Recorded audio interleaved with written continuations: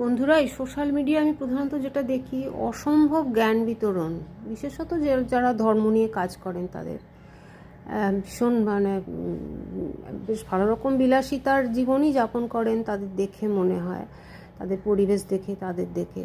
কিন্তু যাদের নিয়ে তারা কাজ করছেন তারা কিন্তু সেরকমভাবে জীবন কাটাতে পারেননি, অনেক কষ্ট করে কাটিয়ে গেছেন। তাদের বাণীগুলো নিয়ে চলছে ব্যবসা, তাদের লাইফস্টাইল, তাদের বাণীগুলো নিয়ে চলছে ব্যবসা।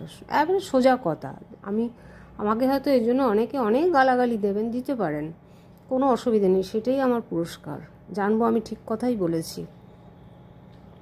তো একটি মানুষ হঠাৎ তার ভীষণ প্রয়োজন, সে বিপদে পড়েছে, সে কিছু চাইছে, সেই ধর্মগুরুদের কাছে সম্পূর্ণ সেটাকে অ্যাভয়েড করে গিয়ে বড় বড় জ্ঞানের কথা আর এই কথা বলে এড়িয়ে যায় দেখি। তার মানে তাদের অনুভূতি নেই মানুষের প্রতি, শুধু নিজেদের রোজগারের জন্য ওই ব্যবসা ফেলেছে।